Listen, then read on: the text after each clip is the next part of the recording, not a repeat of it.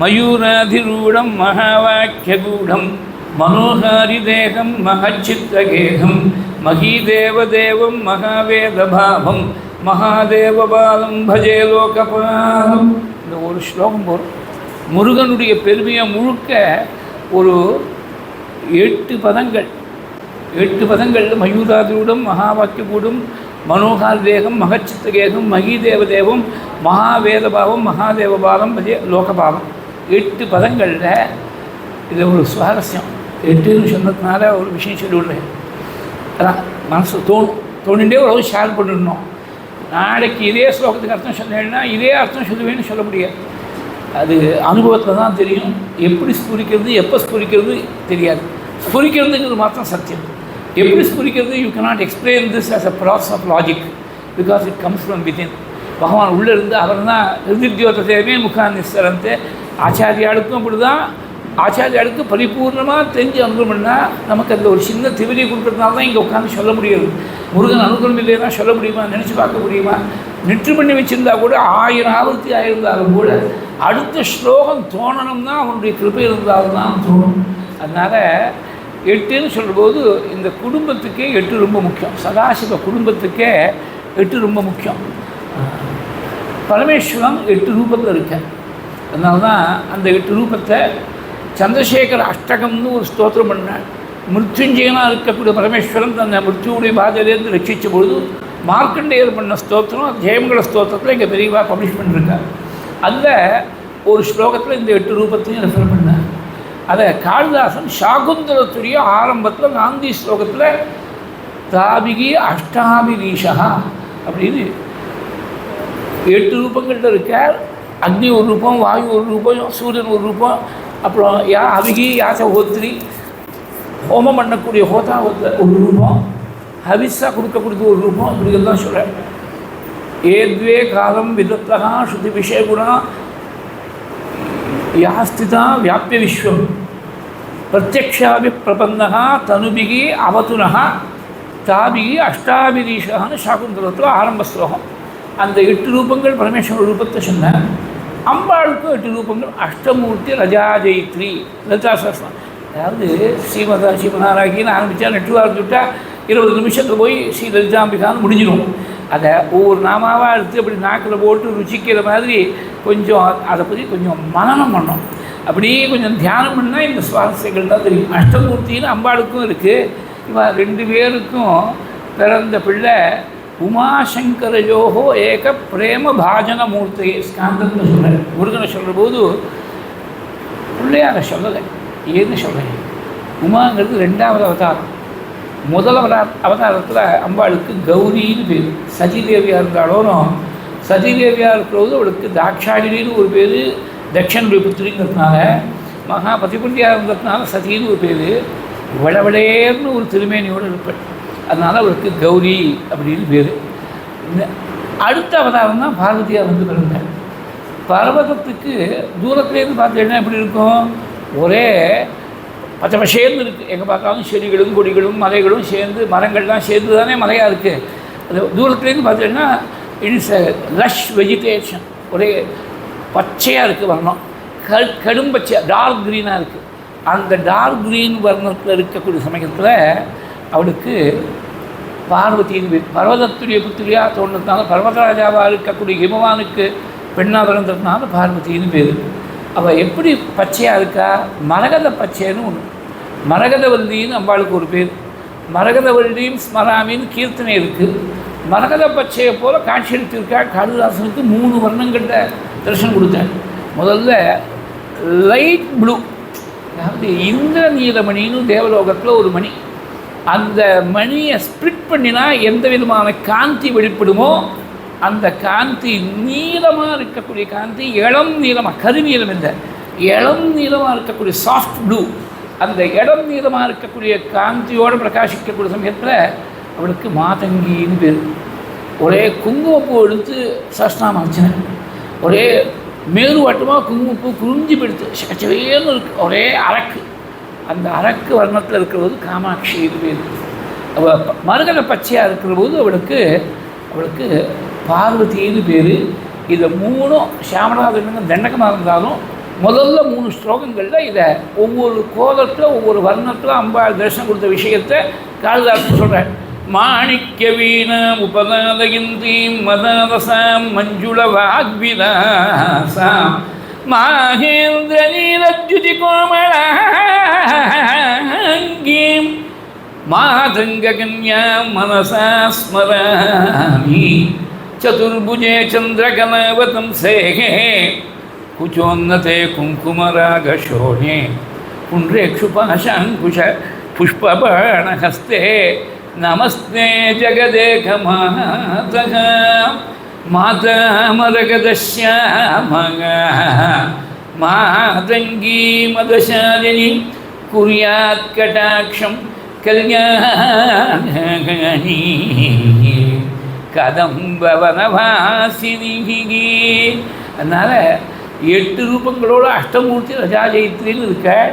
அதில் இந்த மரகத பச்சையாக இருக்கக்கூடிய வர்ணத்தோடு இருக்கிறது அவளுக்கு பார்வதின்னு பேர். இது 2வது அவதாரம். முதல் அவதாரம் கௌரி.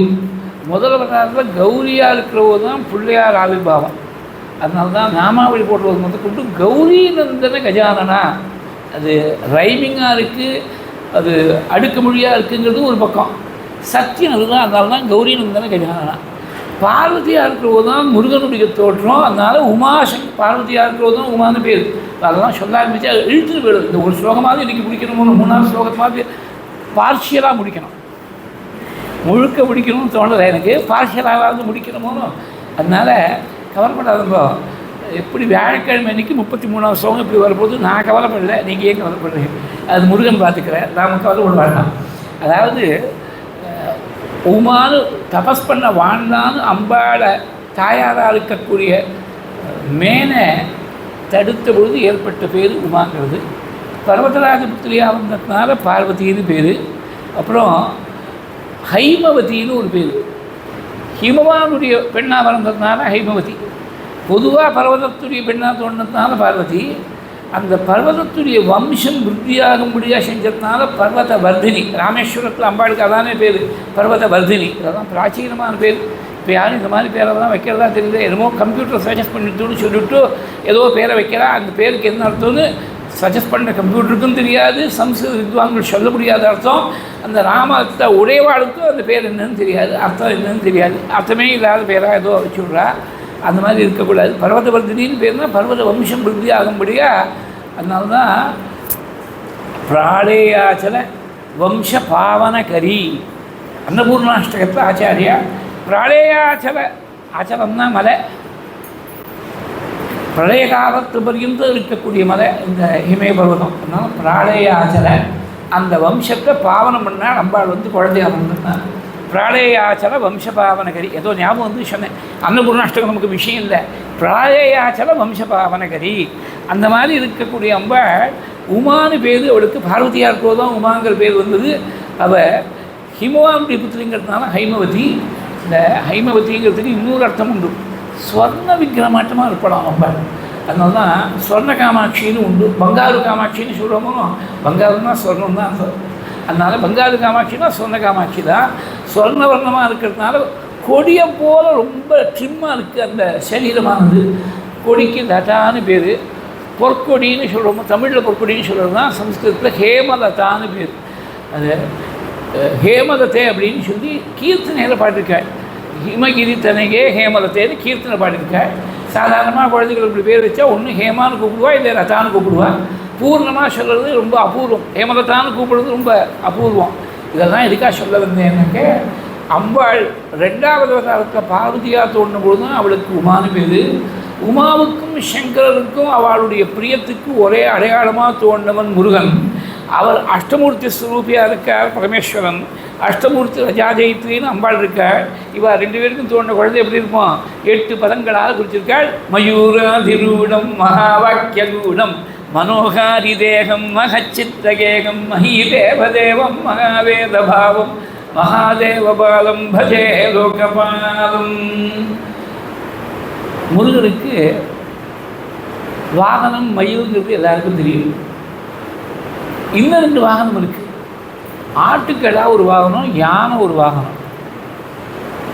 தேவர்கள்லாம் ஒரு ரிஷிகள்லாம் சேர்ந்து நாரதருடைய தலைமையில் ஒரு யாகம் பண்ணான். இது ஸ்காந்தத்தில் இருக்குது. கொஞ்சம் மந்திரம் மாறி போயிடுது, சுரம் மாறி போனதுனால ஒரு முரட்டு ஆட்டுக்கடா வந்து கொடுத்து அந்த ஹோமகுண்டத்துலேருந்து எல்லா திக்குகளையும் போய் துவம்சம் பண்ணிட்டுருக்கு. உடனே வீரபாவை கூப்பிட்டு அந்த ஆட்டுக்கடாவை அடக்கின்னு ஒருபடியாக உத்தரவு போட்டு அனுப்பிச்சார் முருகப் பெருமான். அந்த ஆட்டுக்கடாவை தனக்கு வாகனமாக ஏற்றுன்னு விட்டார். நாரதருக்கு சமாதானம் சொன்னாள். சுரர்ஷே தபயஜேன, உலகத்துக்கெல்லாம் சமம் வந்துட்டு நினைக்காதவங்க, சுரர்ஷே தபயஜேன மமாபூத் வாகனம் மகத்து, எனக்கு ஒரு பெரிய வாகனத்தை ஏற்பாடு பண்ணி கொடுத்துட்டு இந்த ஆட்டுக்கடை எனக்கு வாகனமாக இருக்க போகுதுன்னு சொன்னாள் முருகப் பெருமான். அது ஒரு வாகனம், யானை ஒரு வாகனம், மயில் ஒரு வாகனம். இந்த 3 வாகனங்களில் என்ன சுவாரஸ்யம்னா, சைவ சித்தாந்தத்தில் திரும்பி பார்க்குற உடனே சைவ சித்தாந்தத்தில் டாக்டரேட் பண்ணவர் நம்ம நாகராஜன் அவர்கள் பாராயணம் பண்ணுறாரு. சைவ சித்தாந்தத்தில் டாக்டரேட் பண்ணவர். சைவ சித்தாந்தம்னு சொன்ன உடனே இது பார்க்குறாரு, பாராயணத்தை விட்டுட்டு பார்க்குறாரு. சைவ சித்தாந்தத்தில் 3 விதமான மலங்கள், மும்மலங்களை சொல்கிறார். அது அஜ்ஞானத்தால் ஏற்படக்கூடியது கர்ம மதம் ஒன்றும், ஆணவ மதம் ஒன்றும், அஜ்ஞானத்தால் ஏற்படக்கூடிய மதம். இந்த தன் கர்மாவால் குழியில் போய் விழக்கூடிய யானை அது மாட்டில் மதம் பிடித்த ஸ்திதியில் வரும்போது குழி தோண்டிருக்கான்னு தெரியாமல் குழிக்கு மேலே ஏதோ இலைகள் தான் வச்சுருக்கா, இலைகள் தான் வச்சு சருகுகள் தான் வச்சு மூடி இருக்கா. கால் எடுத்து வச்ச உடனே கீழே டொப்புன்னு உள்ளே போயிடுறது. கர்ம மதத்துக்கு அடையாளமாக இருக்கக்கூடியது யானை. அதே மாதிரி ஆணவ மதத்துக்கு மயில் ஆஸ் ப்ரௌட் அஸ் அ பீகாக்னு சொல்கிறோமோ. அதனால தான் சதாசிவ பிரம்மேந்திரால் கீர்த்தனையிலையும் ஷிகின்னு சொன்னால் சிகையை உடையது ஷிகி, மயில்னு அர்த்தம். அது வெறும் மயில்னு சொல்லலை, மதம் பிடிச்ச மயில். அந்த மயிலுடைய பீலியை தலையில் தரிச்சுட்டு இருக்கக்கூடிய கிருஷ்ணன்கிட்ட போய் நீ ஈடுபடுன்னு மனசை பார்த்து உத்தரவு போட்டார். முதல்ல பிரம்மத்தில் போய் சஞ்சாரம் பண்ணினால் பிரம்மத்தை எப்படி நினைக்கிறது? மனசால் நினைக்க முடியாத வஸ்து தான் பிரம்மம். அப்புறம் மனசா சகா அப்படின்னு வேதம் சொல்கிறது. மனசு அப்படியே தடுமாறுறது, எப்படி போய் நிற்கிறதுன்னு தெரியல. நான் உபனிஷத்தில் சொன்ன பிரம்மத்தை தேசம் காலம் நாமம் ரூபம் எல்லாத்துக்கும் அப்பாற்பட்ட ஒரு பிரம்மத்தை சொல்லலை. நான் சொல்லக்கூடியது சகுண பிரம்மமாக இருக்கக்கூடிய ஒரு வஸ்து. அது மயில் பீடி சொல்லின்னு இருக்கு, காலை மாற்றி போட்டுருக்கு, கையில் ஒரு வேணு வச்சுருக்கு, ரொம்ப மந்தஹாச வசனத்தோடு இருக்குது, மகர குண்டலம் தரிச்சிருக்கு.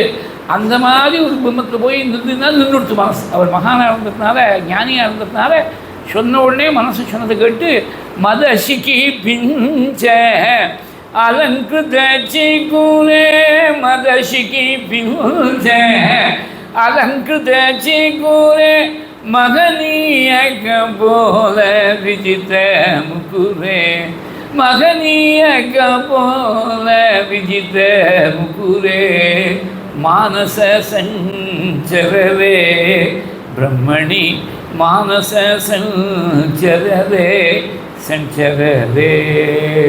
இப்படி மதசிக்கி அது கர்வத்தோடு இருக்கணும். அதனால் ஆணவ மதம், கர்ம மதம், ஆணவ மதம். அதே மாதிரி அஜ்ஞானத்தால் ஏற்படக்கூடிய அவித்யா மதம். அது ஆட்டுக்கடை அதுக்கு பிரதிநிதியாக இருக்குது.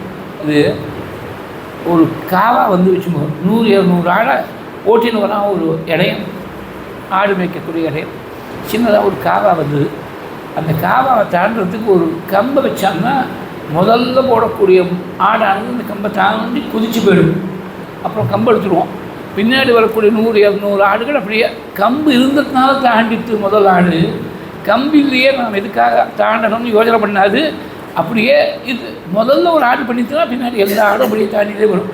ஆட்டு மந்த புத்தின்னு சொல்லுவாள். பழைய காலத்தை திட்டுற வார்த்தையாக இருந்தது.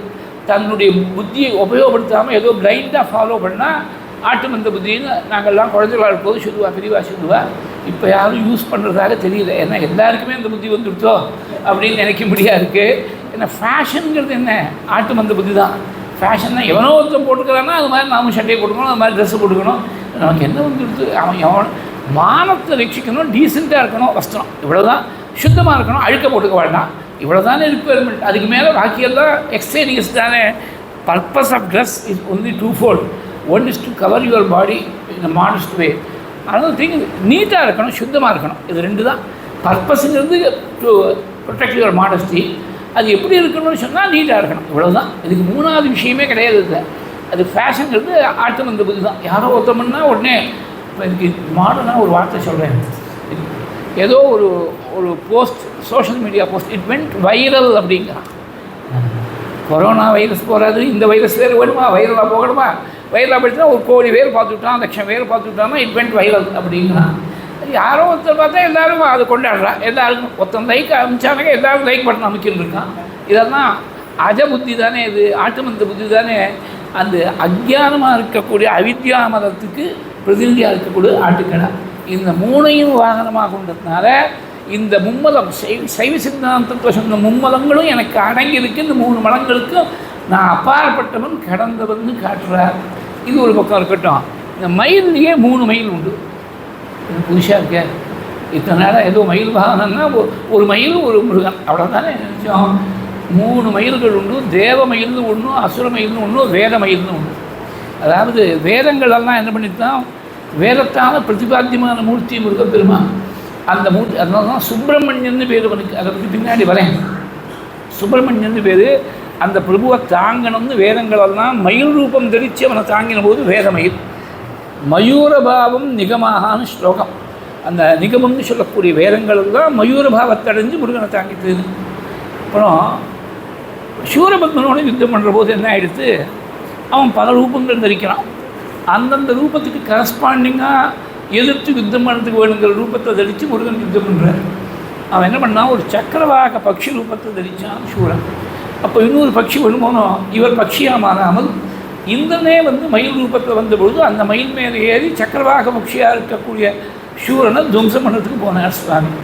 இந்திரன் மயிலாக வந்தபொழுது அது தேவ மயில். ஏன்னா தேவர்களுக்கு தான் தலைவனவன். சூரனை சம்ஹாரம் பண்ண உடனே என்ன எடுத்து, அவன் சூரனுக்கு ஒரு ஆசை, உங்களை நமஸ்காரம் பண்ணுறவா எல்லாரும் என்னையும் நமஸ்காரம் பண்ணணும்னு கேட்டான். யாராவது பண்ணுவாடா? அசுரனை போய் நமஸ்காரம் பண்ணுன்னா பண்ணுவாடா? பகவான் நமஸ்காரம் பண்ணுறதுக்கு 1000 யோஜனை பண்ணக்கூடிய காலமாக இருக்குது. அசுரனை போய் எப்படி நமஸ்காரம் பண்ணுவா? சுவாமியுடைய கருணை பாருங்கோ. மாறுபடு சூரரை வதைத்த முகம் ஒன்று. அது திருவண்ணாமலையில் முதல்ல முருகப்பெருமான் அனுகிரகம் பண்ண பொழுது பாடின திருப்புகளில் இது ஒன்றும் திருவண்ணாமலையில் பாடின. அதனால தான் ஆதி அருணாச்சலம் அமர்ந்த பெருமாளைன்னு முடிகிறது. ரொம்ப பிரசித்தமான திருப்புகள். அந்த திருப்புகள் தான் 2வது வால்யூம் நேற்றுக்கு ரிலீஸ் பண்ணியிருக்கா.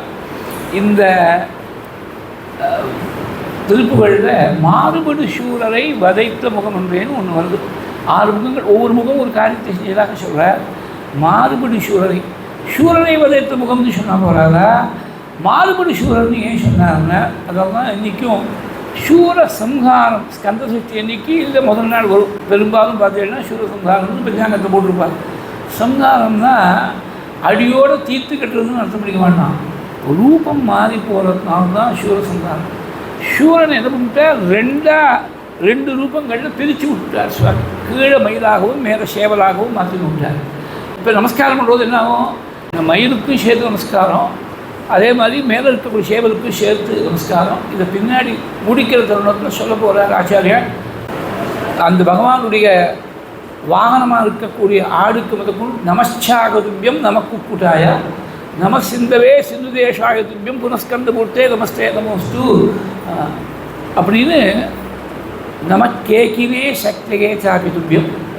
கேக்கின்னு சொல்கிறது தான் மயில், சாகம்னு சொல்கிறது ஆடு. நம கேக்கினே சக்திகே சாபிதுபியம் நமச்சாகதுபியம் நம குக்குட்டாயா நம சிந்தவே சிந்து தேசாயதுபியம் புனஸ்கந்தமூர்த்தே நமஸ்தே நமோஸ்து. நமஸ்காரம் ஆச்சாரியால் பகவத்பாதாள் முதற்கொண்டு இந்த மயிலுக்கு நமஸ்காரம் பண்ணிருக்கார். நம்ம கேக்கினே தானே முதல்ல ஆரம்பமே, கேக்கின்னு சொல்லக்கூடிய மயில் தானே முதல்ல சொன்னேன்.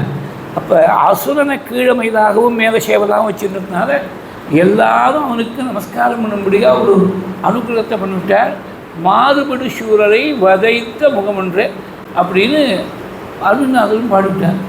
கடைசியில் மங்களம் சொல்லக்கூடிய அந்த பாட்டிலையும் மயிலுக்கு சேர்த்து மங்களம் சொல்லும்படியாக அது மாதிரி இருக்குது. இந்த சூரனை மாற்றி கீழே மயிலாகவும் மேலே சேவலாகவும் வச்சுக்கக்கூடிய சமயத்தில் அந்த மயிலுக்கு அசுர மயில்னு பேர். தேவேந்திரன் தாங்கின்னு சூரனை யுத்தம் பண்ணுறதுக்கு சகாயம் பண்ணுற போது ஒரு மயில் ரூபத்தில் வந்தபோது தேவமயில். வேதங்களே முருகனை தாங்கின போது வேதமயில். இது தேவமயிலா அசுரமயிலா என்னமா தெரிஞ்சுக்கிறது? முருகனுக்கு வலது பக்கத்தில் அந்த மயிலுடைய தலை இருந்துவிட்டுனா தேவமயில், இடது பக்கத்தில் இருந்துவிட்டுனா அசுரமயில். இல்லை நமக்கு எப்படி தெரியும்? மகாபிரிவா சொல்லியிருக்காங்க. இல்லைன்னா நமக்கு தெரியறதுக்கே நியாயம் இல்லை. இது மாதிரி 3 மயில்கள் வாகனமாக இருக்குது. அது ஏறுமயில் ஏறி விளையாடு முகமன்றேன்னு ஆரம்பித்தார். முதல்ல சின்ன குழந்தையோட பாலசுப்ரமணியனும் பாலமுருகன், நான் குழந்தைகளுக்கு விளையாடுறது தான் லட்சணம். அது மயில் மேலே ஏறி விளையாடக்கூடிய சமயத்தில் ஒரே ஆனந்த ஸ்வரூபியாக இருக்காள். அதாவது மயூராதிரூடம் மகாவாக்கியகூடம். வேதங்களில் சில வாக்கியங்கள், வேதத்தை 2 பாகங்களாக முக்கியமாக, கர்மகாண்டம்னு ஒரு பாகம், ஞானகாண்டம்னு ஒரு பாகம், நடுவில் உபாசனா காண்டம்னு ஒன்று இருக்குது. அது உபாசனை பண்ண வேண்டிய மார்க்கங்கள் எல்லாம் சொல்லக்கூடிய பலவிதமான வித்தியைகளை சொல்லக்கூடியதாக இருக்குது. தகர வித்யை, மது வித்யை, இப்படியெல்லாம் சொல்லுவோம். கர்மகாண்டம் யஜ்யங்கள் யாகங்கள் 90% பை வால்யூம் கர்மகாண்டம் தான். கடைசியில் வேதங்களுடைய முடிவில் வரக்கூடியதான் ஞானகாண்டம். அதனால தான் வேதத்துடைய முடிவுனா அந்தம், வேதத்துடைய அந்தத்தில் வரதுனால அதுக்கு வேதாந்தம்னு பேர். வேதாந்தம்னு நேர் அர்த்தம் என்ன? வேதத்துடைய முடிவுன்னு அர்த்தம். It represents not only the chronological completion, it also represents the culmination of Vedic thought. கர்மாவில் ஆரம்பித்து உபாசனை பண்ணி கடைசியில் ஞானத்தில் வந்து முடிக்கிறதோ அந்த கல்மினேஷன் ஆஃப் தாட் அதையும் குறிக்கக்கூடியதாக இருக்குது வேதாந்தங்கிற வார்த்தை. அந்த வேதாந்த விஷயத்தை சொல்லக்கூடிய பாகம் தான் உபனிஷத்துன்னு சொல்கிறோம். உபனிஷந்தம் பரமஸ்ரேயா அஸ்மின் இது உபனிஷத்து. அதுக்கு லட்சணம் என்னன்னாக்க பரமஸ்ரேயஸானது அதில் அடங்கியிருக்கு. அதனால தான் அதுக்கு உபனிஷத்துன்னு பேர். இது இன்டர்மீடியட் படிக்கும்போது எங்கள் சான்ஸ்கிரிட் ப்ரொஃபஸர் சொல்லிக் கொடுத்த விற்பத்தி எத்தனையோ 50 வருஷங்களுக்கு மேலே ஆகிடுது. அப்போ படித்ததான் இருக்கும். உபனிஷந்தம் பரம் ஸ்ரேயா அஸ்மின் இது உபனிஷத்து. அந்த உபனிஷத்தில் என்ன பண்ணும்? கதையாக சொல்லும். அது இளமரவா காமரவா சொல்லும். கடைசியில் எது ஆத்மா இல்லையோ அதை நேத்தின்னு சொல்லிவிட்டு எது ஆத்மாவோ அது நீ அனுபவத்தால் தெரிஞ்சுக்கோன்னு விட்டுடும். கடைசியில் ஃபைனல் டச்சில் வரும்போது இதுக்கு மேலே நான் சொல்ல முடியாதுப்பா, அதனால் நீ தெரிஞ்சுக்கோ, நீயும் அனுபவத்தை தெரிஞ்சுக்கோன்னு விட்டுடும். சில வாக்கியங்கள் மாத்திரம் அந்த வேதங்களில் மகா வாக்கியம்னு பேர். மகா வாக்கியம்னா அது ஜீவன் வேறு இல்லை, பிரம்மம் வேறு இல்லைன்னு டைரக்டாக உபதேசம் பண்ணக்கூடிய வாக்கியங்களுக்கு மகா வாக்கியம்னு பேர். நான் பிரம்மமாக இருக்கேன் அப்படின்னு ஒரு வாக்கியம் இருக்குது. அப்புறம் இந்த ஆத்மாதான் பிரம்மம்னு ஒரு வாக்கியம் இருக்குது. இந்த மகா வாக்கியமாக இருக்கிறதுனால மேலிருந்து சொல்ல வேண்டான்னு தமிழாக்கம் பண்ணி சொல்லிட்டு இருக்கேன். அதே மாதிரி பிரக்யானந்தான் பிரம்மா அப்படின்னு ஒரு வாக்கியம் இருக்குது. அதே மாதிரி நீதான் அது அப்படின்னு இந்த 4 மகா வாக்கியத்தையும் சொல்லிட்டேன். நீதான் அது, பிரக்யானந்தான் பிரம்மா, இந்த ஆத்மாதான் பிரம்மா, நானே பிரம்மமாக இருக்கேன். இந்த 4 மகா வாக்கியங்கள் பிரதானமாக. இது தவிர சோகம் அப்படின்னு சொல்லக்கூடிய சோகம் மந்திரத்தையும், சோகம்னு சொன்னாலும் சகானா அவன், அகம்னா நான், அவன் வேறு இல்லை, நான் வேறு இல்லை, சிவன் வேறு இல்லை, ஜீவன் வேறு இல்லை, பிரம்மம் வேறு இல்லை, ஜீவன் வேறு இல்லை. இப்படி டைரெக்டாக ஜீவ பிரம்ம அபேதம்னா நான் டிஃப்ரென்ஸ், வித்தியாசம் இல்லாத தன்மை. அந்த அபேதத்தை சொல்லக்கூடிய வாக்கியங்களுக்கு மகா வாக்கியம்னு பேர். அது கூட என்ன பண்ணுறது? இன்டலெக்சுவல் லெவலில் தான் பிரம்மம் வேறு இல்லை, ஜீவன் வேறு இல்லைங்கிறது இன்டலெக்சுவல் லெவலில் தான் சொல்கிறது மகா வாக்கியங்கள். It cannot give you the direct experience. Direct experience தான் பிரம்மஸ்வரூபம். அது புஸ்தகத்தில் இருக்கக்கூடிய கரிகாயாட்டமாக இருக்குது. இது சின்ன குழந்தை கேஜி கிளாஸ் போகக்கூடிய குழந்தைக்கு ஒரு பக்கத்துக்கு ஒரு வார்த்தை, அதுக்கு பக்கத்தில் ஒரு picture, A for apple, B for brinjal, C for carrot. காட்டில் சமைக்கணும், திடீர்னு ஏதோ கரிகாய் போகாமல் வந்துட்டு அந்த குழந்தையோட புஸ்தகத்தில் இருக்கக்கூடிய கேரட்டை நறுக்கி சாம்பாரில் போட முடியுமா? அந்த பிரிஞ்சால் எடுத்து ஒரு கத்திரிக்காய் ரசம் வாங்கி பண்ண முடியுமா? முடியாத. ஏட்டில் இருக்கக்கூடிய கரிகாய் சமையலுக்கு உதவாது. ஆனால் என்னென்னு புரிஞ்சுக்கிறதுக்கு அந்த ஏடு தேவையாக இருக்குது. சின்ன குழந்தைக்கு கத்திரிக்காய்னா இதுதான் கேரட்னு தெரியறதுக்கு, ஆப்பிள் இதுதான் தெரிஞ்சுக்கிறதுக்கு அந்த படத்தை பார்த்தா தான் சின்ன குழந்தைக்கு 4-5 வயசு குழந்தைக்கு சொல்லிக் கொடுக்குறதுக்கு சௌரியமாக இருக்குது. அந்த மாதிரி குழந்தை பருவத்தில் ஒன்றும் தெரியாதமாக இருக்கக்கூடிய நமக்கு உபனிஷத் வாக்கியங்கள் தேவையாக இருக்குது. இதான் பிரம்மம்னு by a process of exclusion. டைரெக்டாக இதான் பிரம்மம்னு சொல்லாட்டா கூட இது பிரம்மம் இல்லைன்னு சொல்கிற போது at least you are able to exclude what is not to be mistaken for the Brahmam அப்படின்னு சொல்லிக் கொடுக்குறது. அனுபூதி ஈஸ்வர அனுகிரகத்தால் தான் ஏற்படும். அது ஹியூமன் எஃபர்ட்டானது இந்த இன்டலெக்சுவல் லெவலோடு நின்று போயிடும். அப்புறம் இன்டலெக்சுவல் லெவலுக்கு கூட ஈஸ்வரானுகிரகம் வேணும்னுட்டு அப்பேதீஸ்வரர் சொல்கிற போது அத்வைத சாஸ்திரத்தை தெரிஞ்சுக்கணும்னு ஒருத்தனுக்கு ஆர்வம் வந்தாலே ஈஸ்வரானுகிரகம் இருந்தாவா வரும். ஈஸ்வரானுகிரகாதேவ பும்சாம் அத்வைத வாசனா மகாபய பரித்ராணா நித்ராணாம் ஏவ ஜாயதே. அப்படி இந்த வாசனை வந்தால் என்னடா லாபம்ங்க? எல்லாத்தையும் விட பெரிய பயம் மறுபடியும் ஒரு தாயாருடைய கர்ப்பத்தில் ஜென்மா எடுக்க போகிறோமே, ஜென்மா வரப்போதேங்கிற பயம்தான் பெரிய பயம். அந்த பயத்திலேருந்து காப்பாற்றக்கூடியது அத்வைத ஞானம். மகாபய பரித்ராணம். கோடிக்கணக்கான ஜனங்கள் இருந்தால் அந்த கோடியில் யாராவது 2 பேர் 3 பேருக்கு தான் அத்வைத ஞானம் சொல்லலை, அத்வைத வாசனை கோடியில் 2 பேருக்கோ 3 பேருக்கோ தான் ஏற்படும். வித்ராணாமேவ ஜாயத்தேன்னு பரமேஸ்வர அவதாரமாக ஒன்று அப்பை தீட்சிவாள் சொன்ன வார்த்தை. அதனால் ரொம்ப ஈஸ்வரானுகிரகம் தான் ரொம்ப முக்கியமாக இருக்குது. அனுகிரகம் இல்லைன்னா இது சித்திக்காது. அந்த அனுகிரகம் கொடுக்கக்கூடியவன் இதுக்கு மேலே இருக்கான். இந்த மகா வாக்கியங்கள்லாம் இன்டலெக்சுவல் லெவலில் சொல்கிறது, எக்ஸ்பீரியன்ஸை அது கொடுக்க முடியல. சாஸ்திரம் எப்போதுமே போதகம் நது பிரவர்த்தகம்னு சொல்லுவாள். சாஸ்திரம் என்ன பண்ணும், காலத்தால் 4 மணிக்கு பிராம முகூர்த்தத்தில் எழுந்து ஸ்நானம் பண்ணி ஜபம் பண்ணி உதய பரியந்தம் காயத்ரி பண்ணுன்னு சொல்லுவோம். ஆனால் காலத்தால் 4 மணிக்கு கையை பிடிச்சி அழைச்சிட்டு போய் நதியில் முங்கும்படியாக செஞ்சு காயத்ரி ஜபம் பண்ணும்படியாக சாஸ்திரம் செய்யாது. மகான்களுடைய சங்கத்தால் தான் அதை அனுஷ்டிக்கணுங்கிற புத்தி மகான்களுடைய சங்கத்தால் தான் வரணும். மகா வாக்கியங்கள் ஜீவன் வேறு இல்லை பிரம்மம் வேறு இல்லைன்னு சொல்கிறது. ஆனால் அது அனுபூதியில் வரணும்னா ஈஸ்வரானுகிரகத்தால் தான் வரணும். மகா வாக்கியங்களுக்கு கூட புலப்படாமல் இதுதான் பிரம்மன்னு சுட்டி காட்ட முடியலையே. அதனால தான் மகா வாக்கியங்களுக்கும் ரகசியமாக கூடமாக இருக்கிறதுனா மறைஞ்சிருக்கிறதுன்னு அர்த்தம். அது மறைஞ்சிருக்கக்கூடிய வஸ்துவாக மகா வாக்கியங்களுக்கு கூட சுலபத்தில் புலப்படாத வஸ்துவாக இருக்கக்கூடிய முருகன் மகா வாக்கிய கூடம் மனோகாரி தேகம் மகச்சித்தகேகம். அது மனோகாரி தேகம், சரீரமானது மனசு அப்படியே கவரக்கூடிய திவ்யமான ஒரு அழகோடு இருக்குது. அவனுக்கு குமாரன்னு ஒரு பேர். தமிழில் அந்த மாங்கல நீண்டிருக்கக்கூடிய நெடில் குடிலா மாதிரி குமரன் வந்துட்டு. குமரன்னு சொன்னாலும் குமாரன்னு சொன்னாலும் ஒரே அர்த்தம் தான். சம்ஸ்கிருதத்தில் குமாரகா, தமிழில் குமரன், அவ்வளோதான். ஏன் குமாரன்னு பேர் வந்து அதுக்கு பல அர்த்தங்கள். ஒரே ஒரு அர்த்தமாக தான் இப்போ சொல்கிறேன். குமாரன்னு சொன்னால் முருகன் தோன்றத்துக்கு முன்னாடி மன்மதனுக்கு ஒரு பெரிய கர்வம் இதுதான். நமக்கு நிகராக உலகத்தில் அழகானவா வேறு யாரும் கிடையாது. இன்றைக்கி ரொம்ப அழகாக இருந்தால் மன்மதன் வாட்டமாக இருக்கான்னு சொல்கிறோமோன்னு அந்த கர்வம் இருந்துடுச்சு. உனக்கு இத்தனை கர்வமாக ஒரு கர்வத்தை போக்கி மன்மதனை போல கோடி பங்கு அதிகமான அழகோடு நான் ஆவிர்பவிக்கிறேன்னு முருகன் ஆவிர்பவிச்சதுனால ஸ்காந்தத்தை சொல்லும்போது குமார சுகுமாராணாம் நிதர்சனமபூத் க்ஷணாது, ஒரே க்ஷணத்தில் அழகுக்கெல்லாம் எடுத்துக்காட்டாக he became the perfect epitome of all that is beautiful and handsome in the entire universe. Kumara சுகுமாராணாம் நிதர்சனம் அபூத் க்ஷணாத். மன்மதனுடைய கர்வத்தை போக்கி வச்சதுனால குமாரன் பேர். குத்சிதா மாரகா ஏனசகா குமாரகா. இன்னும் சில அர்த்தங்கள்லாம் குமாரேஷசூனோ ஸ்கந்த சேனாபதி, அந்த ஸ்லோகம் பார்க்குறது பார்த்துப்போம். குமாரன்னு சொன்னால் குத்சிதகா மாரகா ஏனசகா குமாரகா. மன்மதனுடைய கர்ப்பத்தை போக்கி வச்சதுனால குமாரன்னு பேர். தமிழில் வரும்போது முருகன்னு வந்துடுச்சு. முருகனுங்கிறதுக்கு 2 விதமாக தெரிஞ்சுக்கணும். முக்கியமாக இது மகாபெரிவாசன் அர்த்தம். மூங்கிறது முகுந்தனை குறிக்கும், ரூங்கிறது ருத்ரனை குறிக்கும். கஹான்னு சொன்னால் சம்ஸ்கிருதத்தில் பிரம்மான்னு ஒரு அர்த்தம், கஹானா விஷ்ணுன்னு அர்த்தம் உண்டு. இது மாதிரி பல அர்த்தங்கள் கொண்ட பல சப்தங்கள் சம்ஸ்கிருதத்தில். கானா பிரம்மான்னு ஒரு அர்த்தம். அதனால் பிரம்மா விஷ்ணு மகேஸ்வரன் மும்மூர்த்திகளுடைய ஸ்வரூபமாக பரமாத்மா வஸ்துவாக இருக்கிறது தான் முருகன். அது அங்கிறது ஒரு ஆண்பால் விகுதி சேர்ந்துடுத்து. இன்னொரு விதமாக சொன்னால் முருகுன்னு சொன்னாக்க அழகுன்னு அர்த்தம் செந்தமிழ்ல. அந்த அழகுக்கே பெட்டகமாக இருக்கிறதுனால தான் முருகன் பேர் வந்துடுத்து. அழகுக்கு பேர் போனவன் முருகன். அப்படி அழகாக இருக்கிறதுனால மனசை திருடக்கூடியவனாக இருக்கா. இது கண்ணை மாத்திரம் திருடக்கூடியதாக இல்லை. இது ரொம்ப முக்கியமாக தெரிஞ்சுக்கணும். மனோகாரி தேகம் தான்.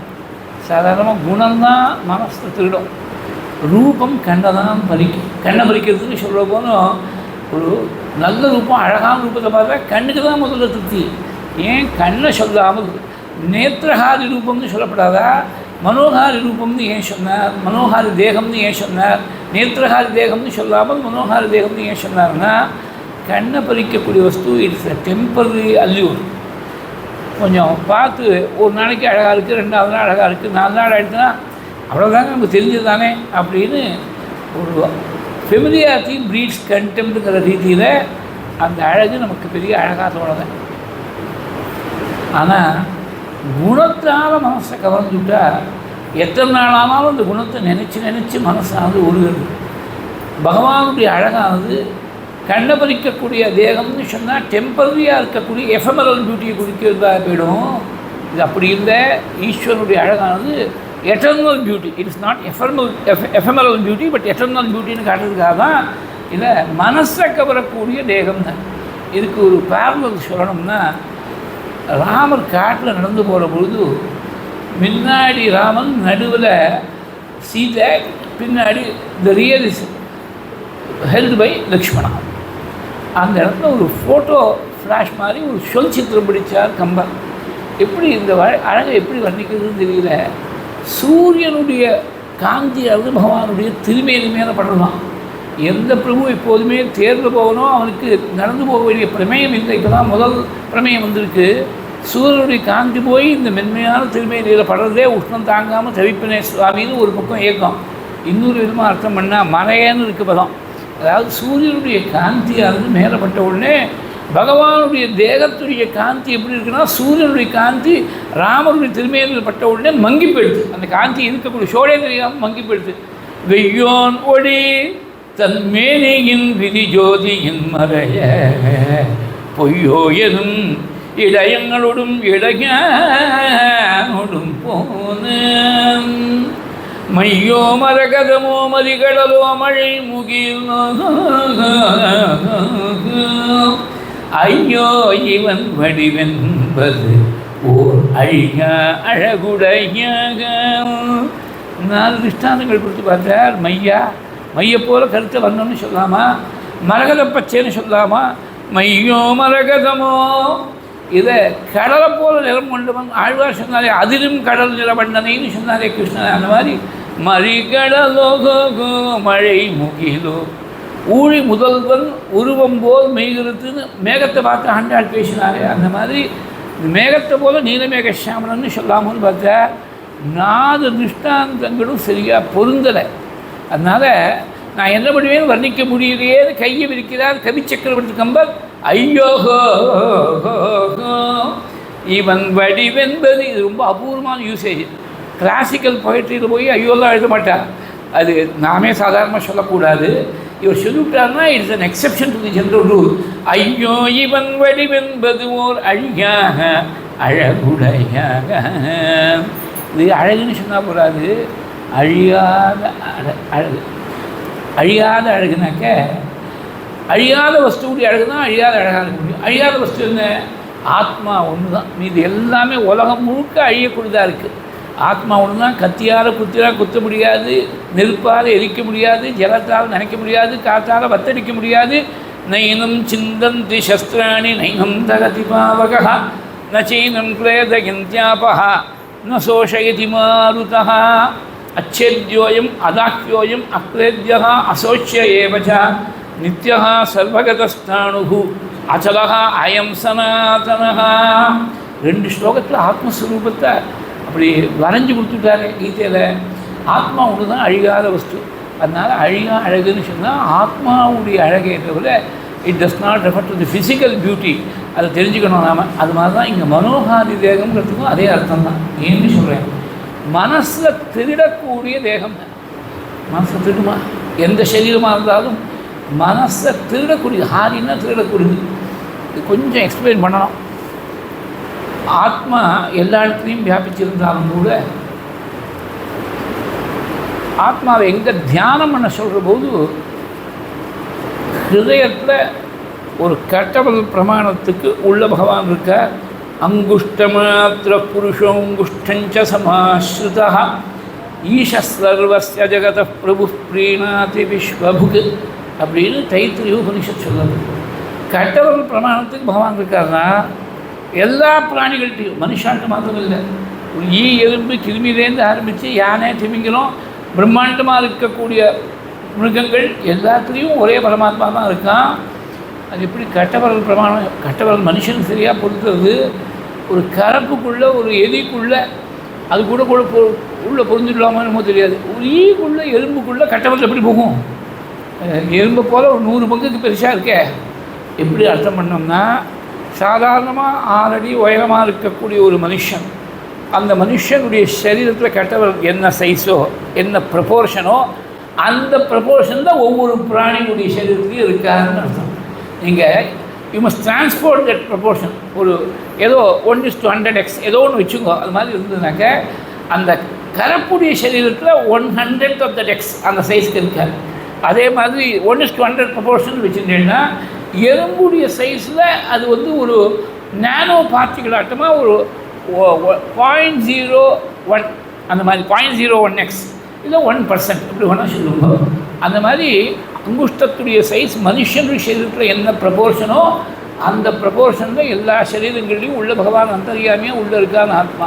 இந்த ஆத்மா வந்து ஹிருதய குகையில் இருக்குதுன்னு இன்னொரு மந்திரம் சொல்லக்கூடிய சமயத்தில் அனோரணீயான் மகதோ மகீயான் ஆத்மா குஹாயாம் நிகிதோஸ்ய ஜந்தோ தமக்ருதும் பஷ்யதி வீதசோகோ தாது பிரசாதான் மகிமானமீஷம்.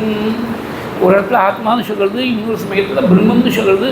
சத்யம் ஞானமனந்தம் பிரம்மா யோ வேத நிகிதன் குஹாயாம் பரமே வியோமன் சோஷ்ணுதே சர்வான் காமான் சஹ. பிரம்மம் வேறு இல்லை, ஆத்மா வேறு இல்லைங்கிறது இந்த ரெண்டு வாக்கியங்களை taken in conjunction with each other இதுவே பிரமாணம். இந்த ஆத்மா தான் பிரம்மம்னு ஒரு மகா வாக்கியம் இருக்குது, கொஞ்சம் நாள் பின்னாடி சொன்னேனே, அதுக்கு வேறு பிரமாணமே தேவையில்லை. இந்த ரெண்டு வாக்கியங்கள் வேத வாக்கியங்களில் ரெண்டுமே ஹிருதய குகையில் இருக்குங்கிற. சத்யம் ஞானமனந்தம் பிரம்மா யோ வேத நிகிதம் குஹாயாம் பரமே வியோமன். ஹிருதய குகையில் பிரம்மத்தை எவன் புத்தன் தெரிஞ்சுக்கிறானோ அவனுக்கு சர்வ காமனைகளும் ஆசைகளும் நிறைவேறுது. சோஷ்ணுதே சர்வான் காமம் சஹா. சர்வ ஆசைகளும் நிறைவேறுதுன்னு என்ன அர்த்தம்? யாருக்குமே எல்லா ஆசைகளும் நிறைவேறுது. It is impossible in the world. எல்லா ஆசையும் நிறைவேறுதுங்கிறது it is an utopian dream. It is not practically possible at all for anybody in the world. அப்போ என்ன அர்த்தம்னா ஆசையே இல்லாதவனாக போயிடுறான்னு அர்த்தம். ஆசை இல்லாதவனுக்கு எல்லா ஆசையும் நிறைவேற்றுன்னு தானே சொல்லுவோம். அவனை நிறைவேறதுக்கே ஒன்றும் இல்லையா? அவனை அவாப்த சமஸ்தகாமன்னு சொல்கிறது சாஸ்திரங்கள்ல.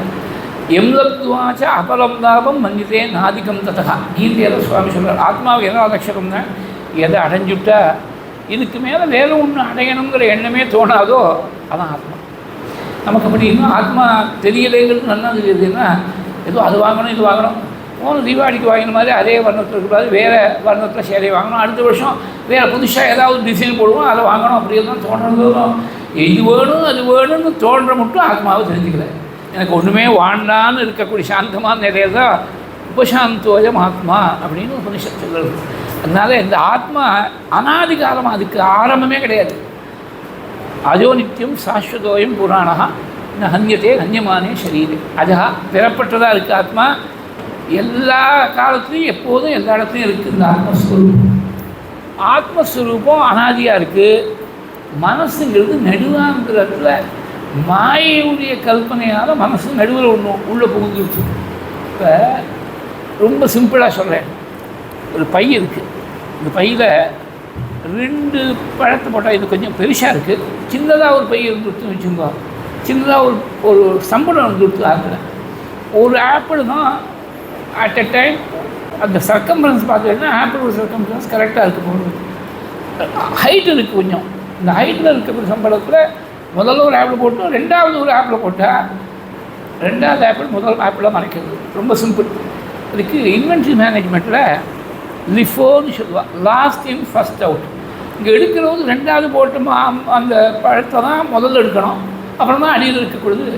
ரொம்ப சுலபமாக தெரிஞ்சுக்கிறது ஸ்திரீகளுக்கு நல்லா தெரியும்.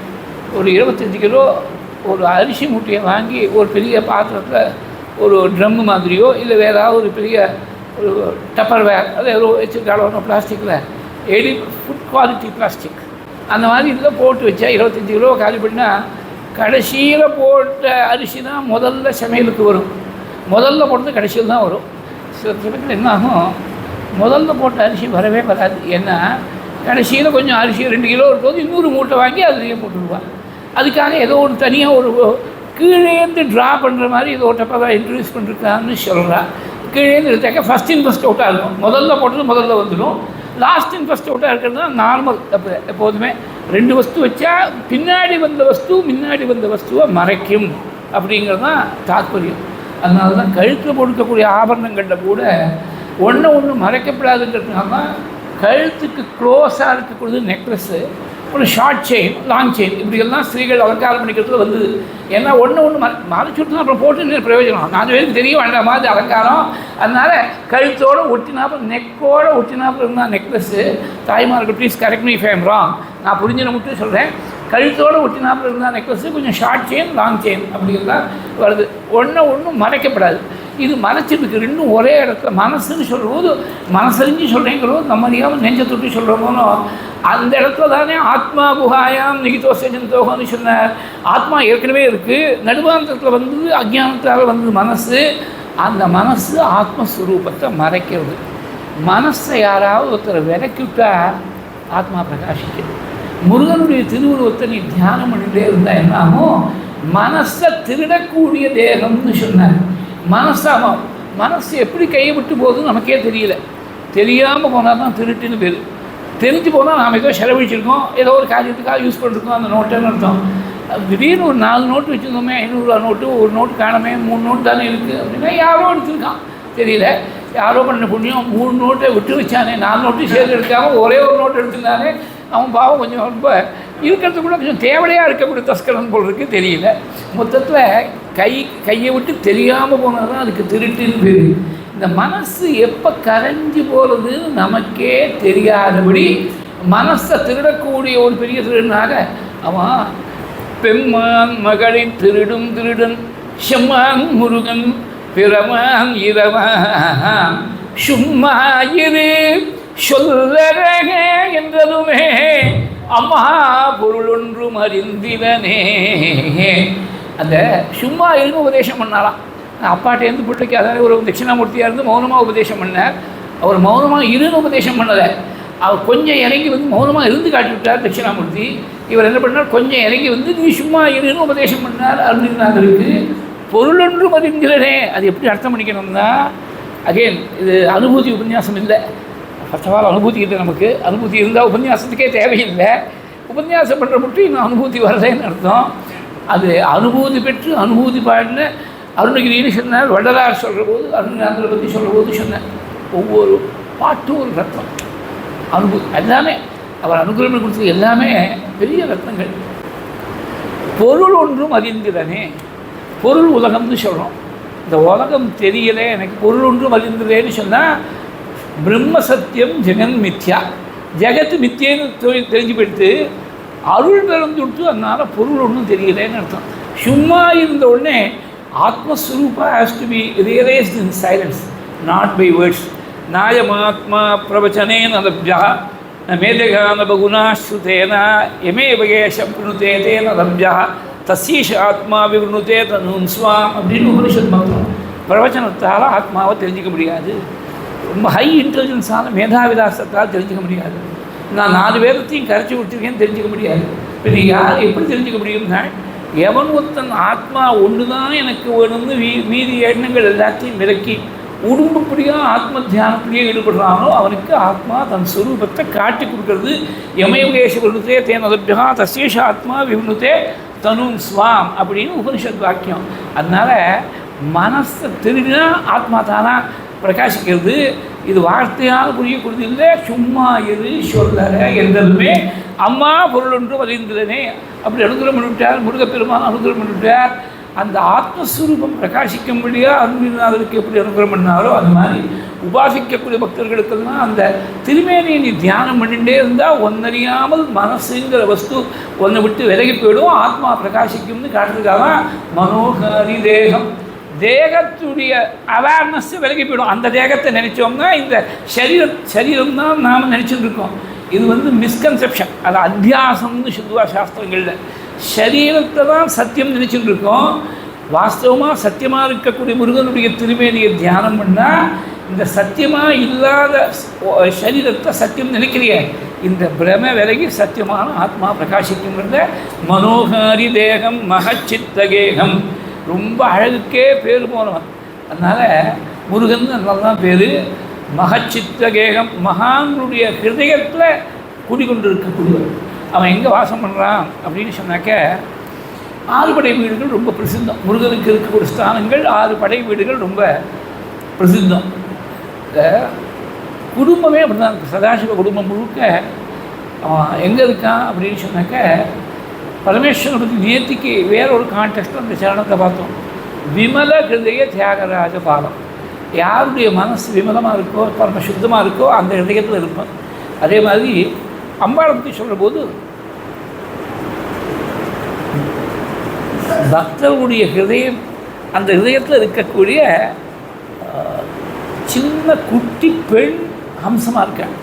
பக்த மானச ஹம்சிகாயை நமஹா. ஹிருதயத்தில் வாசம் பண்ணக்கூடிய ஹம்சமாட்டமாக இருக்காள் அம்பாள்.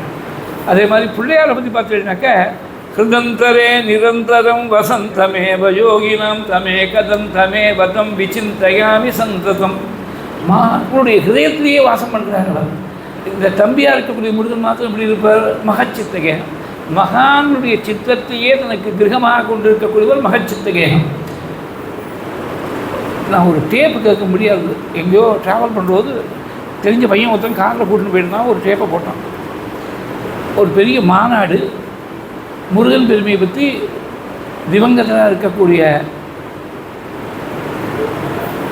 கிருஷ்ணமூர்த்தி பாகவதர் பேசிட்டு இருக்கார்.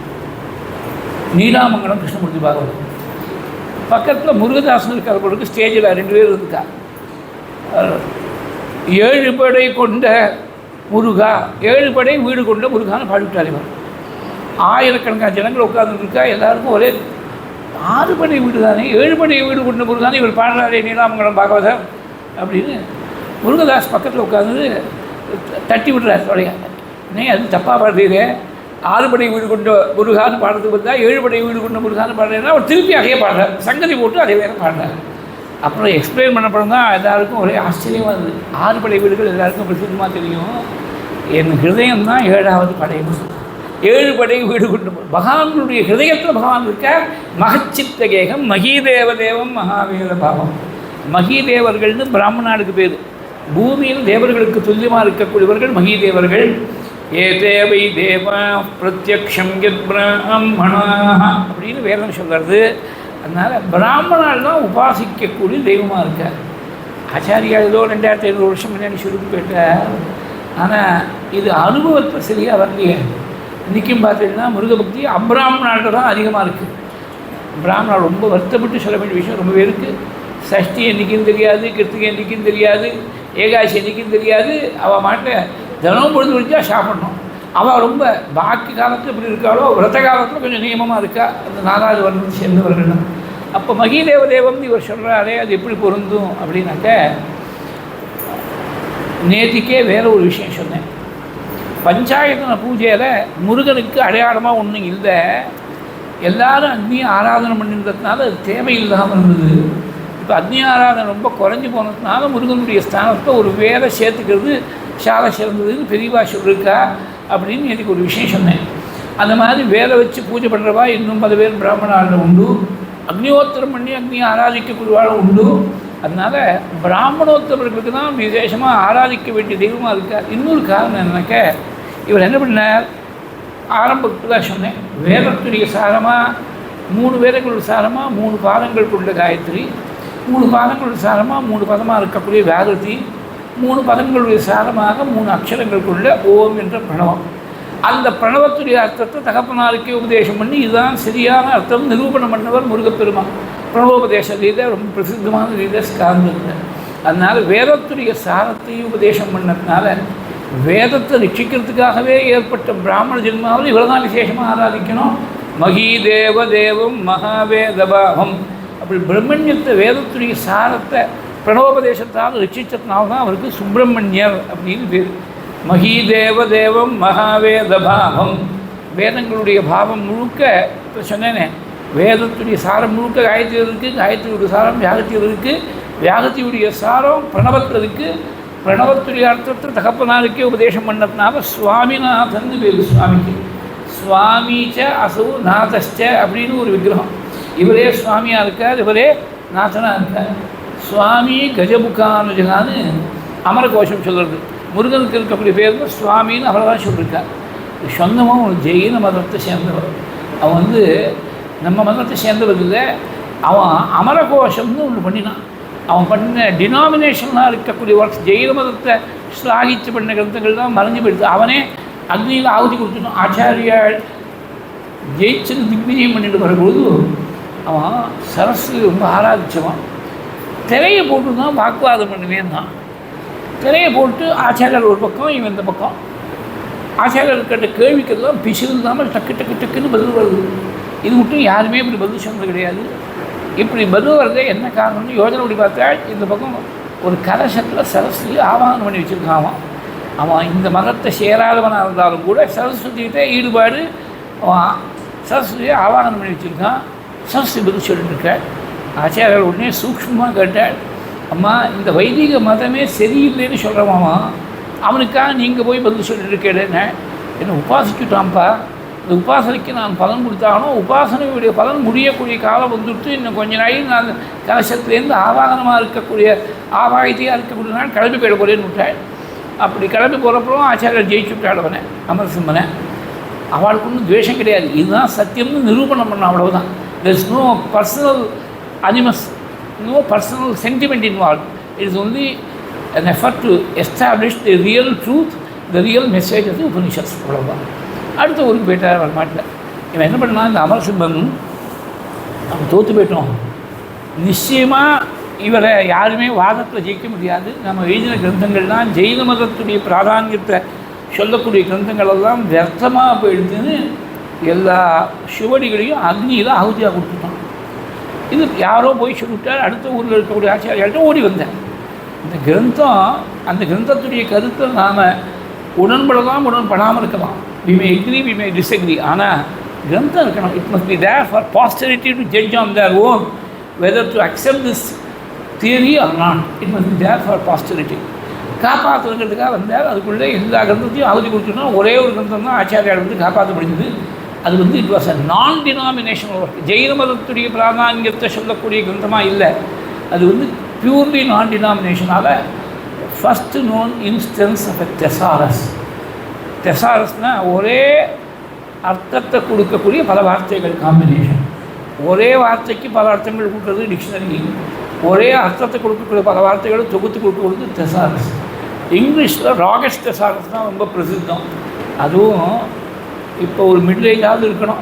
இப்போ காலேஜ்லேருந்து பாஸ் பண்ணிட்டு வரக்கூடிய குழந்தைகள் கேட்டால் ராகஸ்ட் தெசாரஸ்னால் தெரியுமான்னு எனக்கு தெரியாது, அவளுக்கு தெரியுமான்னு எனக்கு தெரியாது. இந்த ராகட்ங்கிற இங்கிலீஷ்காரன் அவன் தான் முதல்ல கம்பேர் பண்ணலான்னு நினச்சிருக்கான். முதல்ல கம்பேர் பண்ணது ஆதிசங்கர் பகவத்பாதார காலத்தில் அமரசிம்மன் தான் கம்பேர் பண்ணி கொடுத்துருக்கான். அதான் அமரகோஷம்னு பேர். அதுதான் சுவாமி. அவன் வந்து நிஷ்பக்ஷபாதமாக ரொம்ப ஆப்ஜெக்டிவாக பேசியிருக்கான். அவன் இந்த மதத்தை சேர்ந்தவனாக இல்லாமல் போனாலும் கூட நம்ம தெய்வங்களை பற்றி சொல்லும்போது அஷ்டோத்திரம் படிக்கிற மாதிரி இருக்கும். அப்படி வரிசையாக அந்த நாமக்கள் தான் வரும். சுவாமி கஜமுகானுஜா அப்படின்னு முருகனை பற்றி சொல்லும்போது அவரை தான் சுவாமிங்கிறார். இவர் சுவாமியாக வந்து நாதனானந்தத்னாம சுவாமிநாதன் ஒரு பேர்.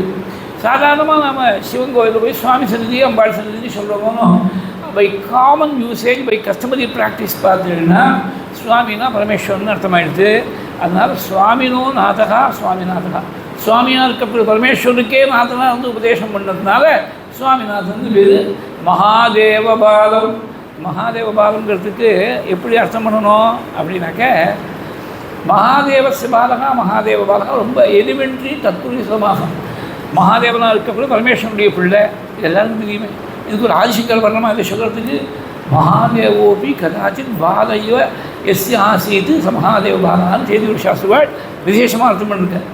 எவரிடத்தில் மகாதேவனாக இருக்கக்கூடிய பரமேஸ்வரனை குழந்தைய போது இருந்து உபதேசம் பெற்றுக் கொள்கிறாரோ அப்பேற்பட்ட சுவாமிநாத சுவாமியை குறிக்கக்கூடியது மகாதேவபாலம் பஜே லோகபாலம். உலகத்தை முழுக்க ரட்சிக்கக்கூடிய தெய்வமாக இருக்கக்கூடிய அந்த முருகனை நான் பஜிக்கிறேன். இது என்ன சுவாரஸ்யம்னா, 8 வார்த்தைகள் எப்படி இருக்குனாக்க 4 ஜோடிகளாக இருக்குது. ஒவ்வொரு பாதத்துலேயும் ஒரு ஜோடி, 2 பதங்கள். அந்த 2 பதங்களில் 2 பதமும் ரைமிங்காக இருக்கும். பாருங்க, மயூராதிரூடம் மகாவாக்கியகூடம் 2 டால முடிகிறதா, மனோகாரி தேகம் மகச்சித்த கேகம் அமத முடிகிறதா. அதே மாதிரி மயூராதிரூடம் மகாவாக்கியகூடம் மனோகாரி தேகம் மகச்சித்த கேகம் மகி தேவதேவம் மகாவேத பாவம் பம்மது முடிகிறதா 2. அப்புறம் மகாதேவபாலம் பஜே லோகபாலம் லம்து முடிகிறதா 2. இப்படி 4 பேர்ஸ் ஆஃப் வேர்ட்ஸு. அந்தந்த 2 ஜோடியாக இருக்கிற வார்த்தையெல்லாம் ரைமிங்காக இருக்கும். இது இன்னொரு சுவாரஸ்யம் ஒன்று இருக்குது. அது என்னங்கிறது நாளைக்கு சொல்கிறேன். கலியுக வரதனான ஸ்கந்தனுடைய பரமானுக்கிரக விசேஷத்தால் நடந்து வரக்கூடிய இந்த சிரவண யஜ்யத்தில் 3வது ஸ்லோகத்தில் முருகனுடைய தத்துவத்தை முழுக்க ஒரு 8 பதங்களில் அடக்கி கொடுத்துருக்கார் பகவத் பாதாள்னு சொல்லி ஓரளவுக்கு அந்த ஸ்லோகத்துக்கு அர்த்தத்தை பார்த்துட்டு ஒரு சுவாரஸ்யமான அம்சம் இன்றைக்கி சொல்கிறேன்னு சொல்லி நேற்றைய தினம் பூர்த்தி செய்தது. மயூராதிரூடம் மகாவாக்கியகூடம் மனோகாரிதேகம் மகச்சித்தகேகம் மகீதேவதேவம் மகாவேதபாவம் மகாதேவபாலம் பஜே லோகபாலம். உருவமாகவும் அருவமாகவும் இருக்கார் சுவாமி. வாஸ்தவத்தில் உபனிஷத்துகளெல்லாம் சொன்ன ஸ்வரூபத்துக்கு ரூபம் கிடையாது. ரூபம் இல்லைங்கிறதுனால தான் யாருமே ஊனக்கண்ணால் பகவானை பார்க்க முடியாதுன்னு உபனிஷத் சொல்கிற போது ந சந்திருஷே திஷ்டதி ரூபமஸ்ய ந சக்ஷுஷா பஷ்யதி கஷ்டனீனம். யாருமே இந்த ஊனக்கண்ணால் பிரம்மத்தை பார்க்க முடியாது. அர்ஜுனனுக்கு விஸ்வரூபத்தை காட்டி கொடுக்குறது கூட திவ்யம் ததாமி தே சக்ஷு பஷ்யமே யோகமேஸ்வரம். திவ்யமான பார்வையை கொடுக்குறேன், என்னுடைய ஈஸ்வரனுக்கு உரிய யோகத்தை நீ பாருன்னு சொல்லி அனுகிரகம் பண்ணாள் சுவாமி. அப்புறம் தான் பார்த்தேன் ரூபம் இல்லைங்கிறதுனால தான் ஊனக்கண்ணால் பார்க்க முடியல. அதுதான் அருவம் அருவம்னு சொல்கிறோம். அருவமாகவே இருந்துட்டால் ஜனங்கள் இப்படி உபாசிப்பார். அவளுக்கு உபாசிக்கிறதுக்கு ஒரு டேஞ்சிபிளாக ஒரு ரூபம் தேவையாக இருக்க. அதனால தான் அருவமாக இருக்கக்கூடிய பிரம்மம் உருவம் தரித்து வந்ததுன்னு முருகனுடைய தோற்றத்தை பற்றி சொல்கிற போது கச்சியப்ப சிவாச்சாரியார் அருவமும் உருவமாகி அனாதியாய் பலமாய் ஒன்றாய் பிரம்மமாய் நின்ற ஜோதி பிழம்பு அதுவோர் மேனியாகி கருணை கூர் முகங்களாலும் கரங்கள் 12 கொண்டே ஒரு திரு முருகன் வந்து ஆங்கு உதித்தனன் உலகமுய்ய. இது கச்சியப்ப சிவாச்சாரியர் வாக்கு கந்த புராணத்தில். அருண்யாதர் என்ன பண்ணிவிட்டார், இது அப்படியே அருவம் உருவமாச்சுன்னு சொல்ல, உருவாய் ஒருவாய் உளதாய் இலதாய் மறுவாய் மலராய் மணியாய் ஒளியாய் கருவாய் உயிராய் கதியாய் விதியாய் குருவாய் வருவாய் அருள்வாய் குஹனே. கடைசி பாட்டு அந்த அனுபூதியில் இவங்க ஏன் உருவாய் உருவாயின்னு சொன்னார், அவர் ஏன் அருவமும் உருவமாகி அப்படின்னு சொன்னார்னா, பிரம்மம் மனுஷனுக்கு அனுகிரகம் பண்ணதுக்காக இறங்கி வரும்போது அருவம் உருவமாகுது. ஜீவன் பரமாத்மாவை தியானம் பண்ணுறது உருவ தியானத்தில் தான் ஆரம்பித்தாகணும். உருவ தியானத்தில் ஆரம்பித்து அந்த உருவத்தோடு இருக்கக்கூடிய சகுண பிரம்மம்னு சாஸ்திரங்கள்ட்ட சொல்லுவோம். அந்த சகுண பிரம்மமாக சாகார பிரம்மமாக இருக்கக்கூடிய ஒரு பரமாத்ம ஸ்வரூபம் அனுகிரகம் பண்ணி தான் அருவத்துக்கு நம்மளை ஒசத்தி அதுவே அழைச்சிட்டு போகணும். ஜீவன் பகவான்கிட்ட ப்ராக்டிஸ் பண்ணுறது உருவாய் அருவாய், பிரம்மம் நமக்காக இறங்கி வருது அருவமும் உருவமாகி. இந்த 2 ரூபங்கள் முக்கியமாக இருக்கணும். 2 ரூபம்னு சொல்கிறார். ஒன்று உருவமே இல்லாது அருவம், ஒன்று ரூபத்தோடு இருக்கக்கூடாது உருவம். இதை 2ஐயும் இந்த 8 பதங்கள்கிட்ட சொல்லியிருக்க. எப்படின்னாக்க முதல்ல எப்போதுமே உருவத்தில் தான் ஆரம்பிக்கணும். உருவம் தான் கம்பேரிட்டிவ்லி ஈஸி. அப்புறம் தான் அருவத்துக்கு போகணும். ஒரு பதம் உருவம், அடுத்த பதம் அருவம். ஒரு பதம் உருவம், அடுத்தது அருவம். இந்த சோகத்தை முழுக்க பாருங்க. மயூராதிரூடம் ரொம்ப சுலபமாக அந்த உருவத்தை தியானம் பண்ண முடியும். மயில் மேலே இருக்கக்கூடிய முருகனை ஈஸியாக தியானம் பண்ணிவிடும். அப்புறம் மகா வாக்கியம் கூடம். மகா வாக்கியம் தான் என்னென்னு தெரியல. அந்த மகா வாக்கியத்துக்கே புலப்படாத ரகசியமாக இருக்காருன்னு சொன்னால் அது அருவமாக இருக்குது. அப்புறம் மனோகாரி தேகம், மனசை கவரக்கூடிய திவ்ய ரூபத்தோடு இருக்காருன்னா உருவம். அந்த ரூபம் முருகன் சொன்னாலே கையில் ஒரு வேது, ஒரு மயிலு, மேலே ஒரு சேவல், அனுகிரகம் பண்ணக்கூடிய கட்டாட்சம், கருணாமூர்த்தி, இதெல்லாம் கண்ணுக்கு முன்னாடி இருக்கிறது மனோகாரி தேகம். மகச்சித்தகேகம்னு சொல்லும்போது மகான்களுடைய இதயத்தில் எந்த ரூபத்தில் இருக்காருன்னு யாருக்கு தெரியும்? அது அருவமாக போயிடுச்சு. அதே மாதிரி மகீதேவ தேவம், பிராமணால் தான் உபாசிக்கக்கூடிய தெய்வம்னு சொல்கிற போது ஒரு யாரோ ஒரு பரம பக்தர் ஒருத்தர், ஒரு வைதிகர் பூஜை பண்ணிட்டுருக்கார். ஒரு வேரில் முருகனை தியானம் பண்ணி பூஜை பண்ணுற மாதிரி மனக்கண்ணால் பார்த்துடலாம், இமேஜின் பண்ணி பார்க்கலாம். உருவமாக இருக்குது மகீதேவ தேவம். அப்புறம் வேதங்களுடைய பாவமாக பரம தாத்பரியமாக இருக்காருன்னு சொல்கிற போது அருவமாக போயிடுச்சு மகாவேத பாவம். மகாதேவ பாதம்னா இதுக்கு மகாதேவனுக்கு குழந்தையாக இருக்கக்கூடிய முருகன் ஒரு அர்த்தம். நேற்று தினம் பார்த்த மாதிரி மகாதேவனே குழந்தைக்கு போல எந்த முருகன்ட்டு போய் இந்த பிரணவார்த்தத்தை உபதேசமாக பெற்றுக்கொண்டாரோ அந்த தகப்பனாருக்கு உபதேசம் பண்ணக்கூடிய சுவாமிநாத சுவாமியையும் குறிக்கும். அது ரொம்ப ஈஸியாக தியானம் பண்ணலாம். ஒரு உட்கார்ந்துருக்க பரமேஸ்வரன் தன்னுடைய வலது தொடையில் முருகன் நிறுத்தி வச்சுட்டு வலது காலில் அந்த பிரணவத்துடைய அர்த்தத்தை சொல்லும்படியாக கேட்ட உடனே சந்தோஷப்பட்டு இன்னொரு முறை கேட்கணும்னு ஆசைப்பட்டு இடது காலை திருப்பி இந்த காலத்திலே சொன்னோம், சிவனால் மனங்குளிர இருசெவி மீதனும் பகல் செய் குருநாதா. சிவனால் மனங்குளிர உபதேச மந்திரம் இருசெவி மீதனும் பகல் செய் குருநாதா. இப்போ நான் அதில் பிரவேசம் இல்லாது தனி சொல்லுது. இருசெவி மீதனும் சொன்னாக்கா ஒரு நாள் முழுக்க எடுத்துகிட்டு போயிடும். ஒவ்வொன்றும் ஒரு சமுத்திர மட்டமாக இருக்குது. நமக்கு சுப்பிரமணிய பூஜைங்கிறது தான் விஷயம். அதனால் நம்ம 3வது ஸ்லோகத்தில் இருக்கோம். 3வது நாளில் அதை ஞாபகப்படுத்திக்கணும். நான் ஞாபகப்படுத்திக்கணும். சிவனார் மனங்குளிர இருசெவி உபதேச மந்திரம் இருசெவி மீதிலும் பகல் செய் குருநாதான்னு சொல்கிற போது உருவமாக இருக்குது மகாதேவ பாவம். உலகத்தை முழுக்க பரிபாலனம் பண்ணுற சின்ன குழந்தையா பாலமுருகனாக இருந்துட்டு உலகத்தை முழுக்க எப்படி ரட்சணை பண்ணுறாருன்னு யார் தெரியும்? It's divine mystery. எப்படி ரட்சிக்கிறாருன்னு தெரியாது. அது அருவமாக இருக்குது.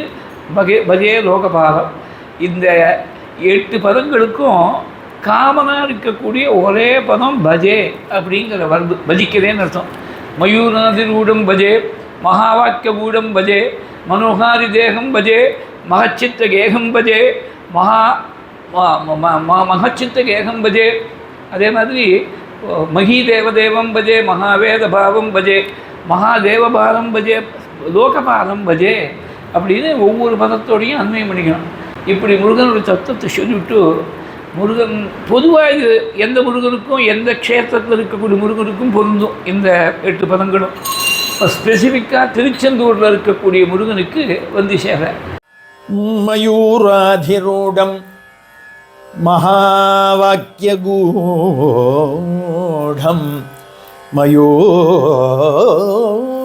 மயூராதிரூடம் மகாவாக்கியகூடம் மனோஹாரி தேகம் மகச்சித்தகேகம் மனோஹாரி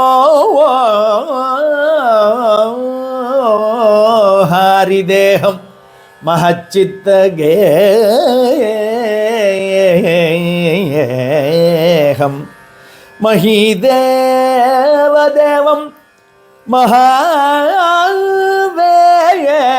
மகாவேதபாவம் மஹீதேவதேவம் மகாவேதபாவம் மகாதேவபாலம் பஜே லோகபாலம்